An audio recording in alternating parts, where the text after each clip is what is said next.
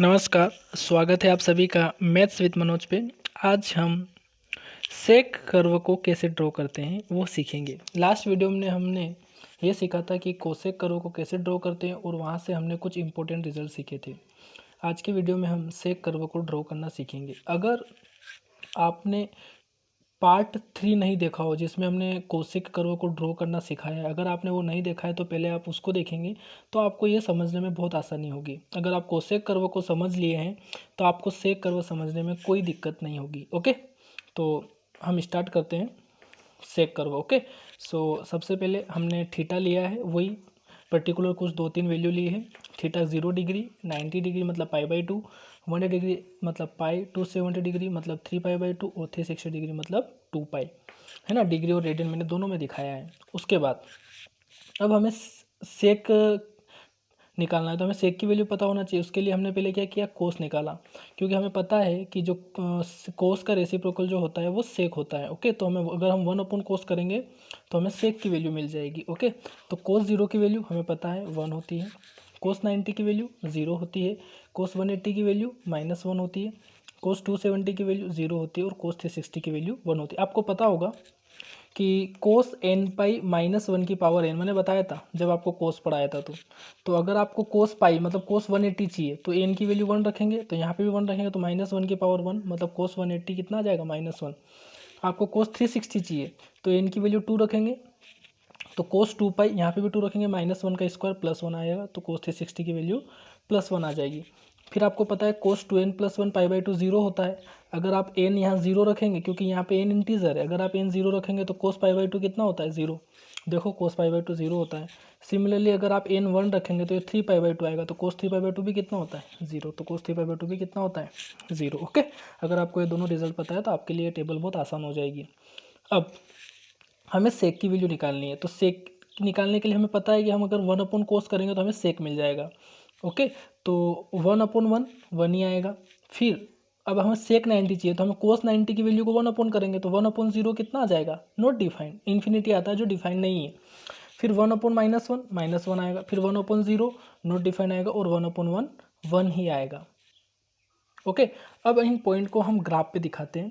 तो यहाँ पे आप देखें ये x है और ये y है। ओके, मैंने इसको पहले से ड्रॉ कर दिया है, आप उसको मैं जो बताता जाता हूँ आप वैसे वैसे समझते जाएंगे तो आपको ये पूरा ग्राफ क्लियर हो जाएगा। ओके, अब हमें कौन कौन से पॉइंट पता है, हमें पता है सेक 0 की वैल्यू कितनी है, सेक 0 की वैल्यू कितनी है 1। तो देखो यहाँ पे 0 पर वैल्यू कितनी है 1, तो आप 1 को मार्क कर देंगे। फिर आपको क्या पता है, आपको पता है कि सेक 90 नॉट डिफाइंड है, तो 90 पे आप कुछ नहीं करेंगे, मतलब एक लाइन खींच देंगे। Okay, dotted line. उसके बाद फिर 180 पर आपको पता है कि वैल्यू कितनी है -1, तो आप 180 पर -1 को, अगर ये 1 है तो यहाँ -1 होगा, है ना, ये -1 होगा, तो -1 पे आप 180 पे डॉट कर देंगे। उसके बाद फिर आपको 270, तो कोस 270 नॉट डिफाइंड, तो फिर वहाँ पे एक लाइन खींच देंगे, डॉटेड लाइन, वर्टिकल लाइन।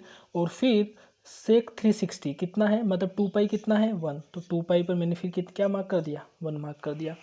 अब आपको कौन कौन से पॉइंट पता है, आपको सेक 0 1 पता है, आपको सेक 180 -1 पता है और सेक 2π 1 पता है। आपका π/2 नॉट डिफाइंड है और 3π/2 भी नॉट डिफाइंड है। आप इन पॉइंट को कैसे मिलाएंगे, तो कल जैसे हमें कोर्स में प्रॉब्लम आ रही थी कि हम पॉइंट को नहीं मिला पा रहे थे, तो हमने क्या किया था कि 0 वहाँ पे π/2 से इस साइड के पॉइंट हमने देखे थे कि उस पर क्या आ रहा है करो।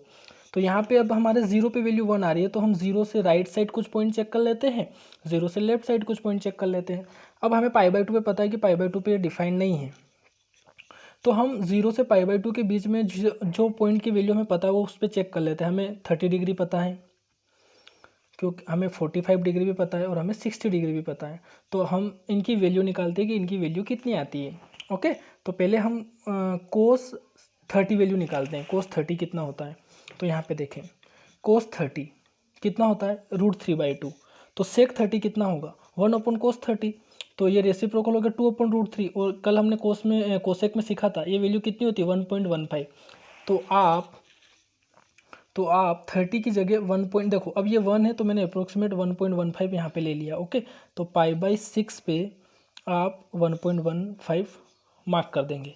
फिर आपको फिर 30 डिग्री के बाद कौन सी वैल्यू पता है, 45 डिग्री की, तो आप कोस 45 देखें। कोस 45 कितना होता है, 1/√2।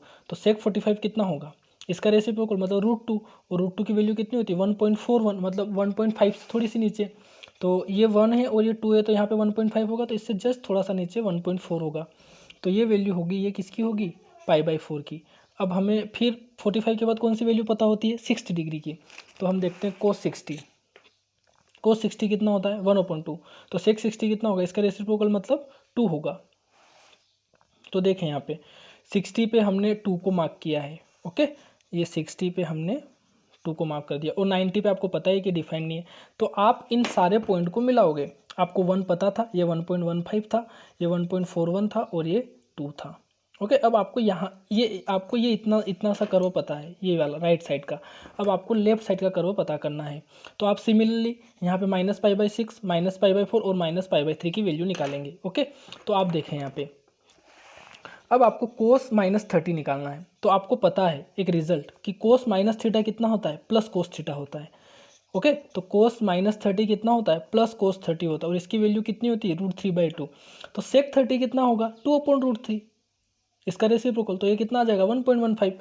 मतलब ये वैल्यू भी कितनी आएगी, ये यहाँ पे जितना है π/3 पे, π/6 पे जो वैल्यू आई है, सेम π/6 पे यहाँ पे भी आएगी, क्योंकि कोस -θ प्लस कोस थीटा होता है। तो जो पॉजिटिव वैल्यू आई थी वो जो राइट साइड जो वैल्यू आई थी वो लेफ्ट साइड ही आएगी। देखो आप -π/4 पे चेक करो, कोस -45, कोस -θ प्लस कोस थीटा, तो फिर प्लस कोस 45 आएगा, फिर ये 1/√2 आएगा।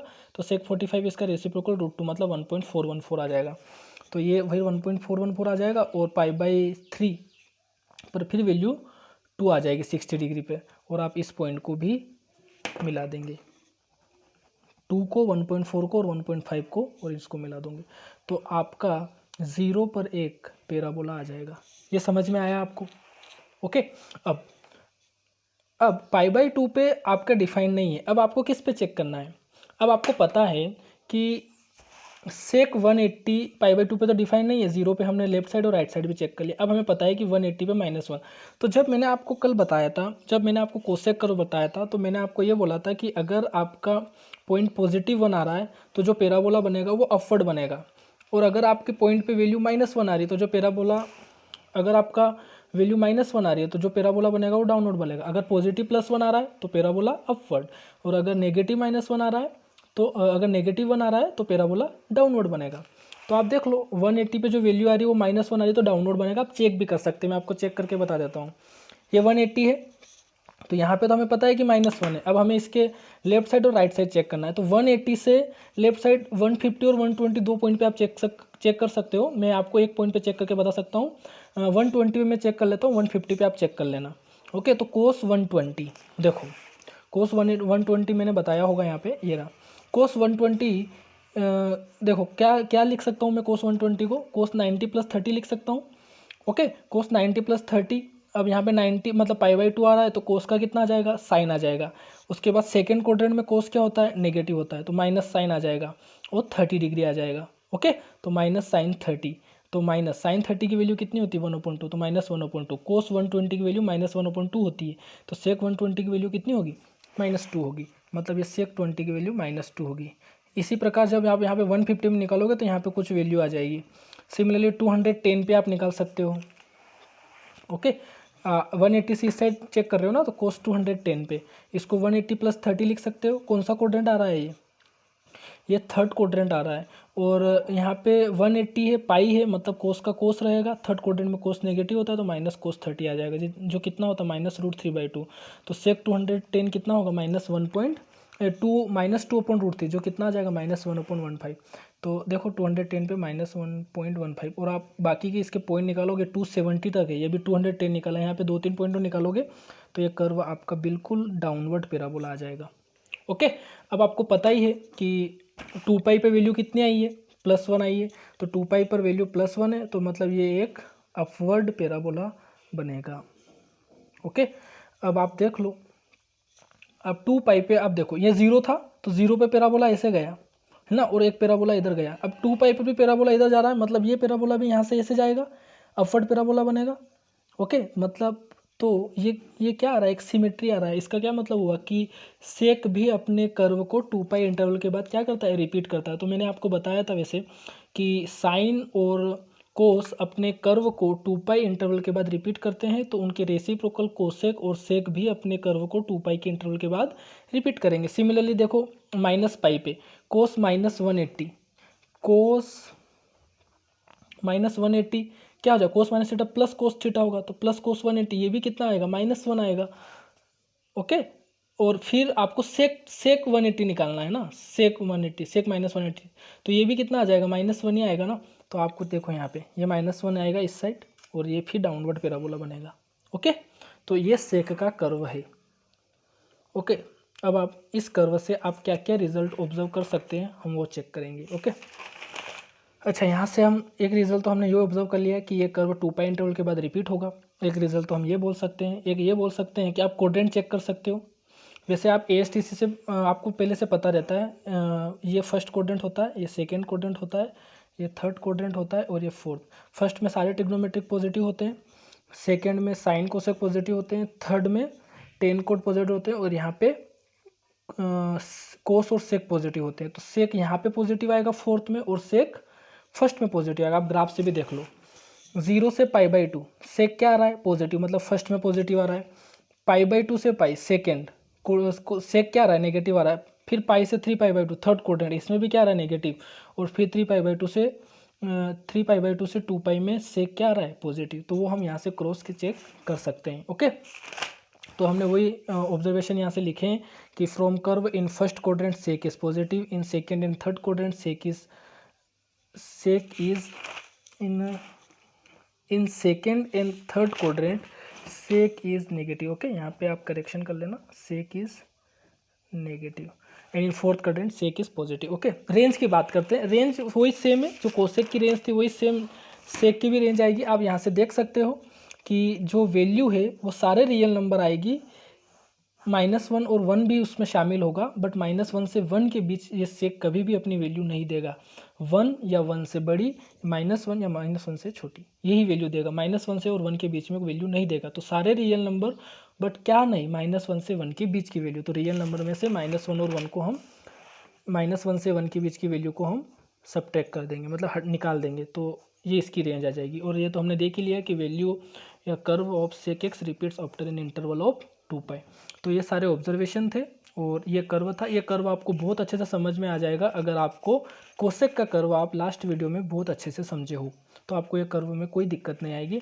आप इसको नोट डाउन करना, कर्व को आप एक बार खुद से प्रैक्टिस करना बनाने की, और अच्छे से नोट्स कॉपी में इसको लिख लेना। Okay, thank you.